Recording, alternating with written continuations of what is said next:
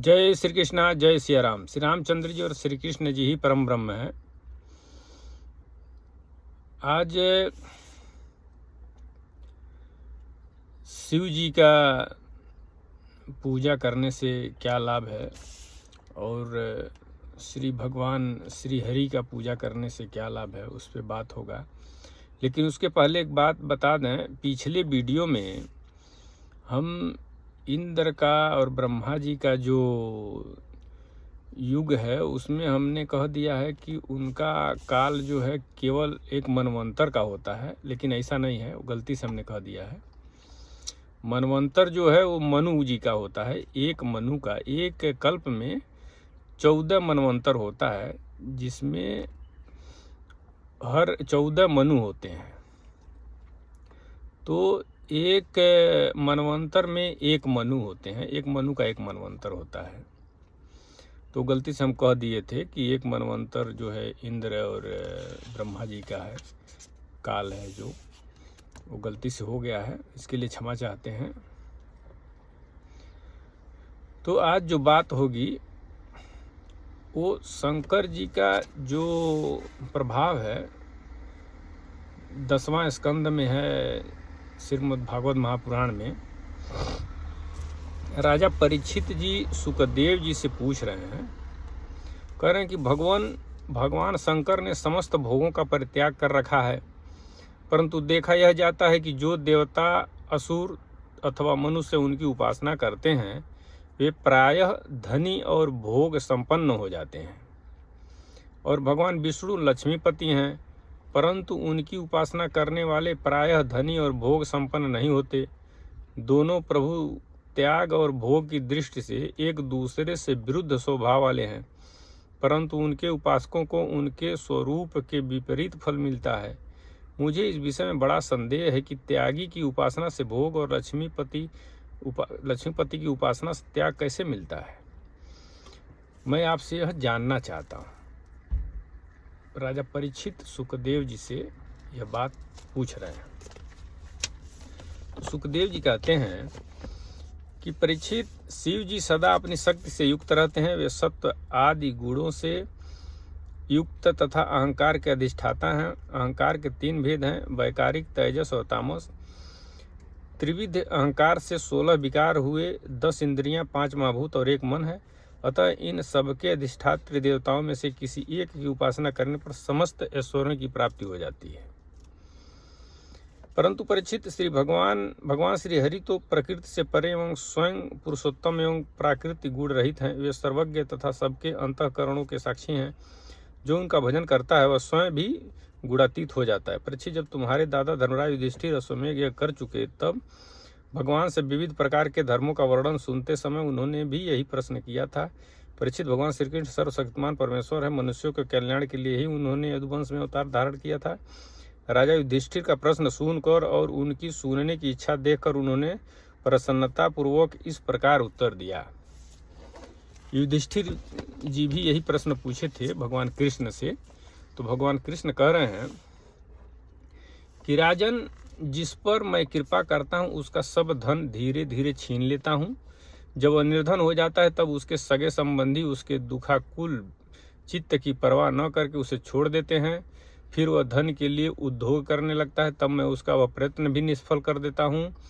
इस प्रकार बार बार असफल होने के कारण जब धन कमाने से उसका मन विरक्त हो जाता है, उसे दुख समझकर वह उधर से अपना मुंह मोड़ लेता है और मेरे प्रेमी भक्तों का आश्रय लेकर उनसे मेलजोल करता है। तब मैं उस पर अपनी अहेतुक कृपा की वर्षा करता हूँ। मेरी कृपा से उसे परम सूक्ष्म अनंत सच्चिदानंद स्वरूप परम ब्रह्म की प्राप्ति हो जाती है। इस प्रकार मेरी प्रसन्नता, मेरी आराधना बहुत कठिन है। इसी से साधारण लोग मुझे छोड़कर मेरे ही दूसरे रूप अन्याय देवताओं की आराधना करते हैं। दूसरे देवता आशुतोष हैं, वे झटपट पिघल पड़ते हैं और अपने भक्तों को साम्राज्य लक्ष्मी दे देते हैं। उसे पाकर वे उत्श्रृंखल, प्रमादी और उन्मत्त हो उठते हैं और अपने वरदाता देवताओं को भी भूल जाते हैं तथा उनका तिरस्कार कर बैठते हैं। फिर सुखदेव जी आगे कह रहे हैं कि परीक्षित, ब्रह्मा विष्णु और महादेव ये तीनों शाप और वरदान देने में समर्थ हैं, परंतु इनमें महादेव और ब्रह्मा शीघ्र ही प्रसन्न या रुष्ट होकर वरदान अथवा शाप दे देते हैं, परंतु विष्णु भगवान वैसे नहीं हैं। इस विषय में महात्मा लोग एक प्राचीन इतिहास कहा करते हैं। भगवान शंकर एक बार बृकासुर को वर देकर संकट में पड़ गए थे। ये जो शंकर जी का उपासना है उसमें तत्काल धन की आप जो मांगेंगे कुछ समय में सब धन दौलत मिल जाती है। और भगवान श्री कृष्ण कह रहे हैं कि मेरा जो भक्त होता है उसका सब मैं छीन लेता हूँ, जिस पे मैं कृपा करता हूँ उसका सब धन धीरे धीरे छीन लेता हूँ, जिसे नात रिश्तेदार भाई बंधु सब लोग उसे त्याग देते हैं। और वो सारा सब जब त्याग देते हैं और बार बार वो धन कमाने में फेल हो जाता है, तब वो मेरे शरण में आ जाता है। पूरा दुनिया छोड़ करके सारे चीज़ों को त्याग देता है। जब मेरे शरण में वो आ जाता है, जब मैं कृपा करता हूँ तो उसके सारे धन धीरे धीरे छीन लेता हूँ। बताइए। तो और यहीं नारद जी ध्रुव जी से कह रहे हैं,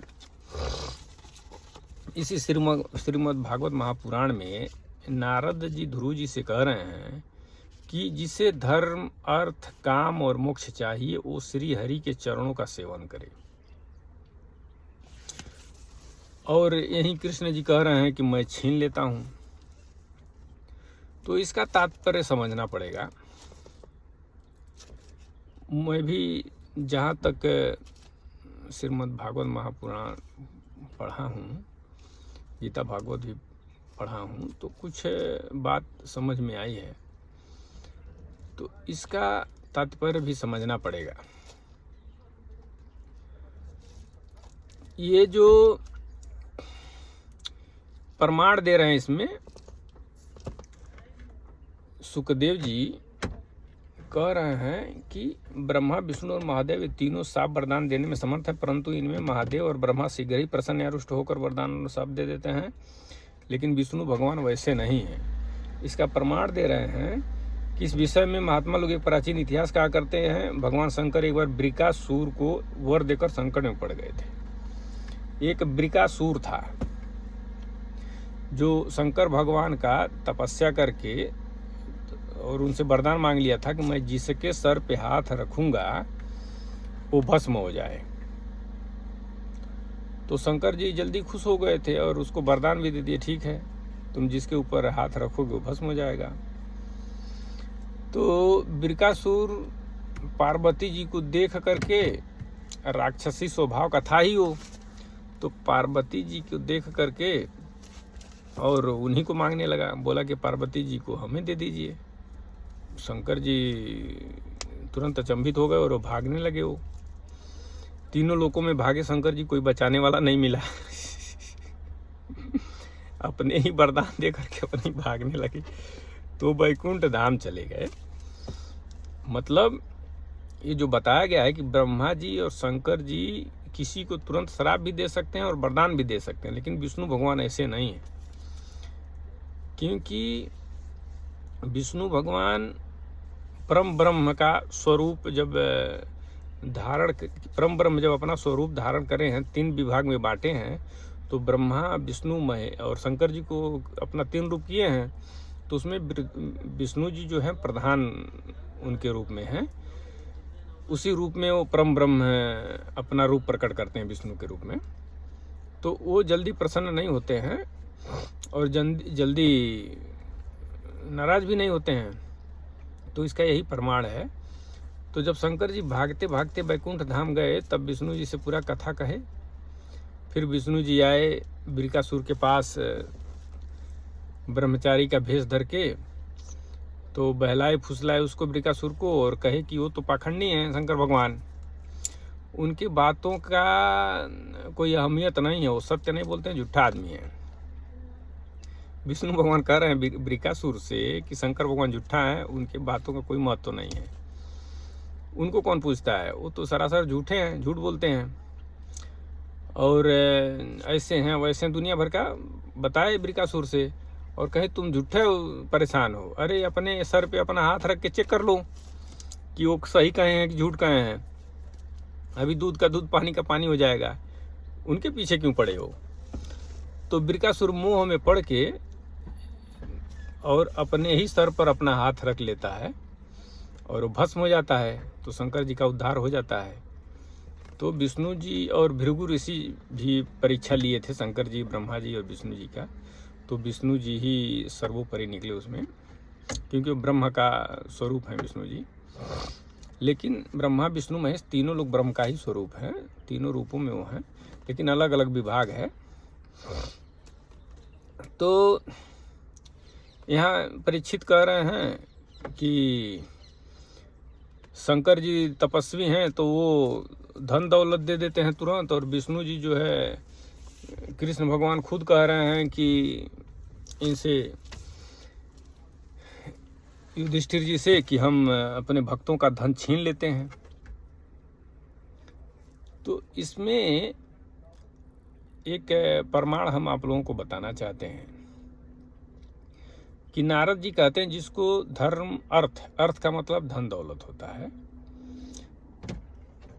तो धर्म अर्थ काम और मोक्ष, ये चारों जिसको चाहिए वो श्री हरि जी का चरणों का सेवन करे, उसे चारों चीज मिल जाएगी।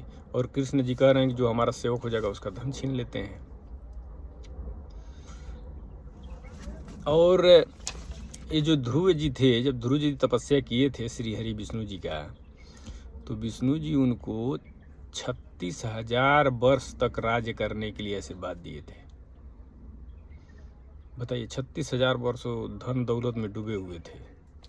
लेकिन उसके पहले क्या हुआ था कि ध्रुव जी को सारे लोगों ने त्याग दिया था। उनके पिताजी, उनकी जो चचेरी माता, दूसरी माता जी थी, उनके पिताजी के 2 पत्नी थी। तो इनकी जो मैभा महतारी थी वो इनको गोद में नहीं बैठने देती थी, राज सिंहासन पे नहीं बैठने दी। हालांकि ये 5 वर्ष के थे, फिर भी बहुत बुद्धिमान थे। तो ध्रुव जी को जब वो लोग त्याग दिए माता पिता लोग, तो इनकी जो अपनी माता थी उन्होंने कहा कि तुम श्री विष्णु जी के शरण में जाओ, उन्हीं का तपस्या करो, वो सब कुछ दे देते हैं। तो ध्रुव जी जाने लगे, सब त्याग करके ध्रुव जी जंगल में जाने लगे। तो नारद जी मिल गए। तो नारद जी कहे ध्रुव जी से कि जिसे धर्म अर्थ काम और मोक्ष चाहिए वो विष्णु जी की उपासना करे तो उसको सब मिल जाएगा, जो चाहिए वो विष्णु जी दे देंगे। अच्छा, तो और इधर कृष्ण जी कह रहे हैं हम सब छीन लेते हैं। तो भाई पहले सच में ये सब छीन लेते हैं। कैसे? जब ध्रुव जी के पास क्या था, सारे लोग ध्रुव जी को त्याग दिए। उनका माता भी कहीं कि जाओ जंगल में विष्णु भगवान की तपस्या करो। और जो पिताजी थे, जो मैवा महतारी, वो लोग पहले ही त्याग दिए थे। इनके लिए उस राज्य में कोई जगह नहीं बची थी। ध्रुव जी को सब लोग त्याग दिए। तो इससे स्पष्ट होता है कि जिस पे भगवान कृपा करते हैं उसका सारा धन दौलत छीन लेते हैं, सब कुछ छीन लेते हैं। नाते रिश्तेदार कोई प्रेम नहीं करता है उससे। ये प्रमाण हो गया। लेकिन उसके बाद में क्या देते हैं आप देख लीजिए, 36,000 वर्ष तक राज्य दे दिए सारे चीज़ों से, और उसके बाद मोक्ष भी दिए थे। बोले 36,000 वर्ष तुम राज्य करो, उसके बाद हमारे पास आ जाना। बताइए, इनको छोड़िए, प्रहलाद जी के पास आइए। प्रहलाद जी भी जब बालक थे तो भगवान उनका सब कुछ छीन लिए थे।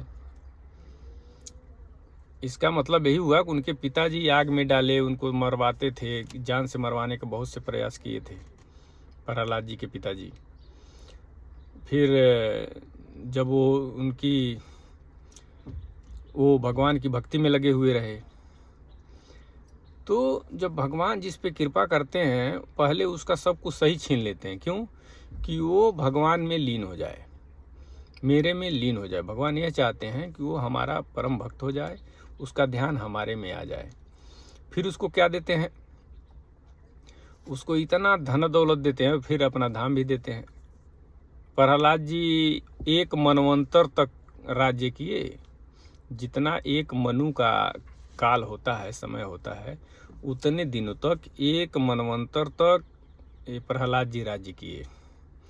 और वो भी क्या कहे भगवान कि तुम राक्षसों का समस्त भोग भोगना। 1 मनवंतर तक राजा रहना और राक्षसों का सारा भोग भोगना।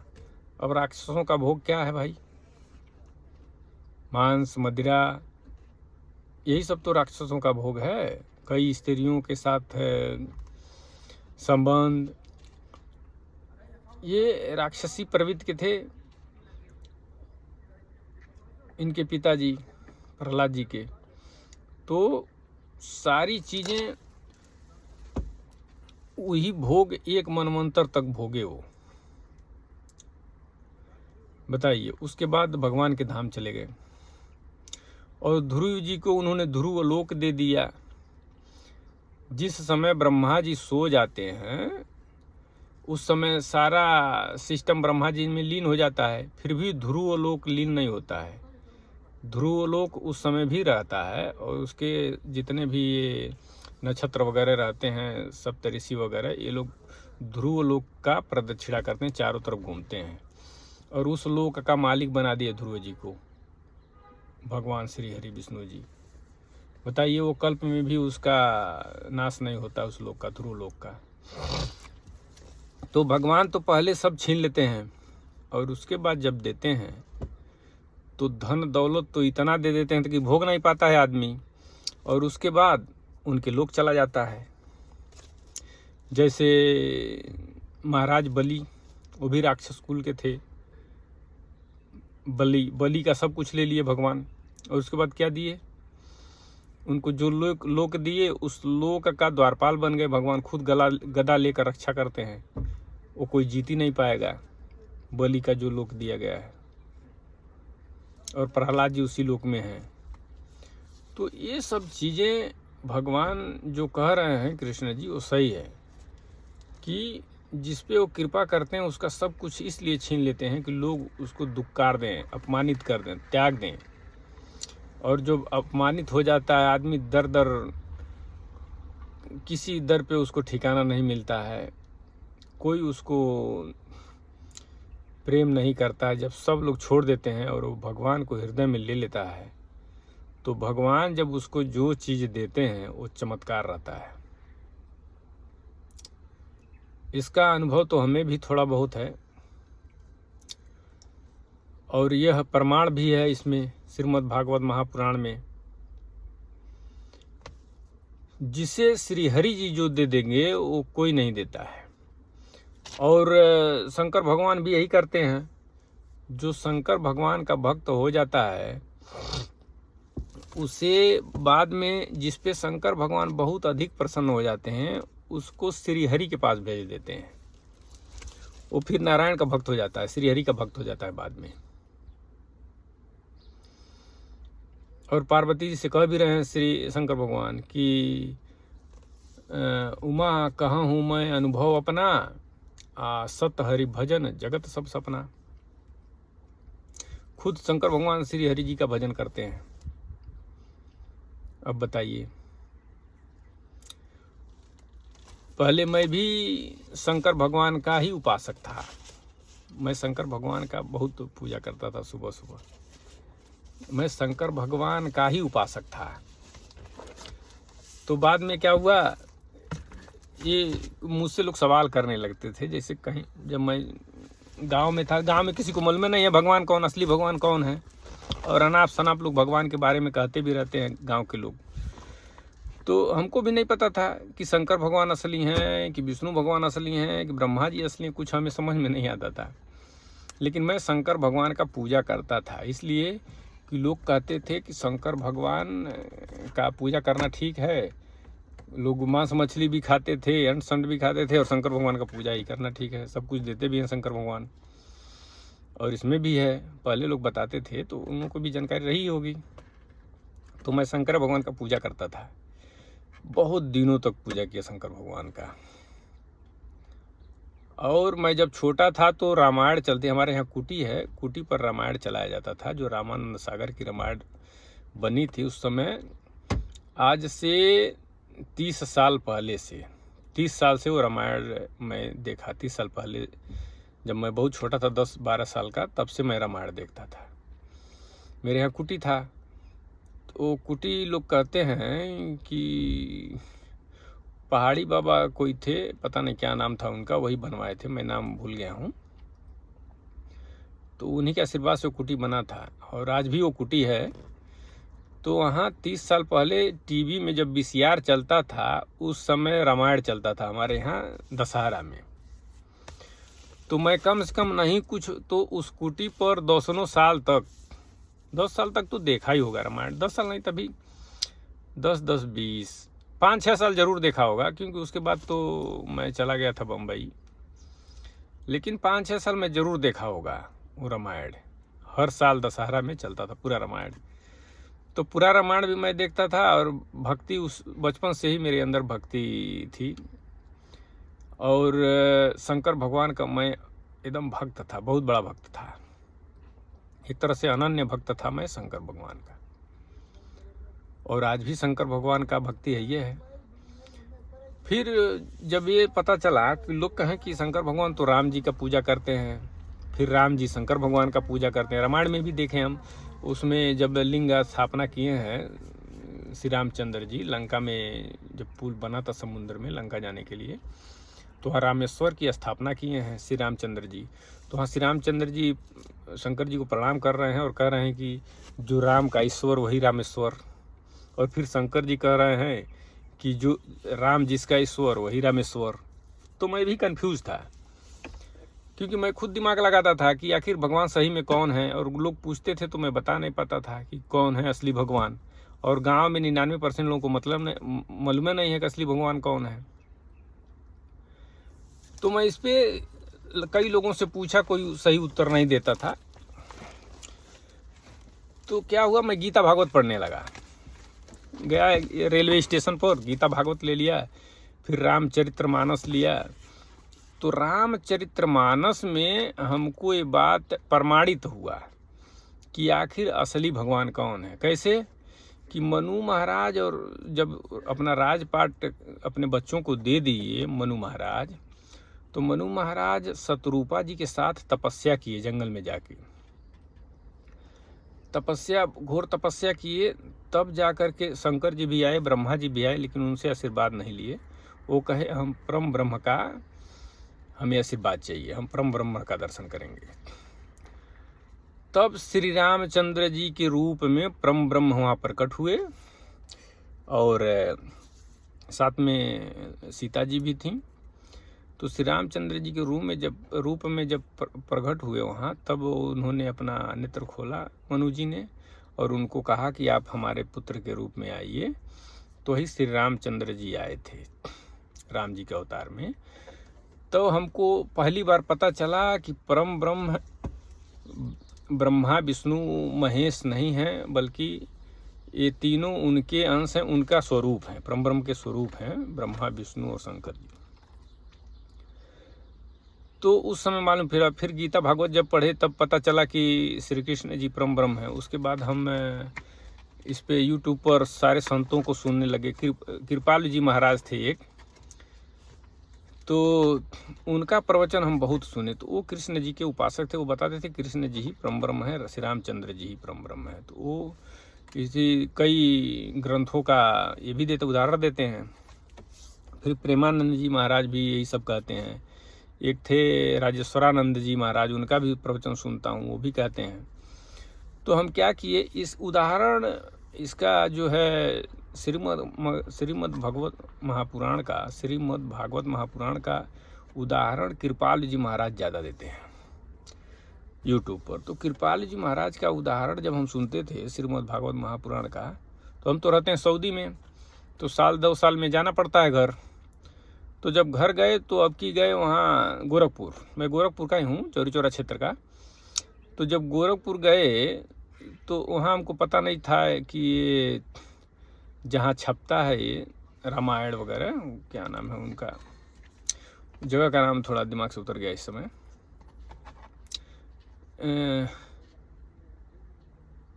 तो वहाँ पे हम जब जा रहे थे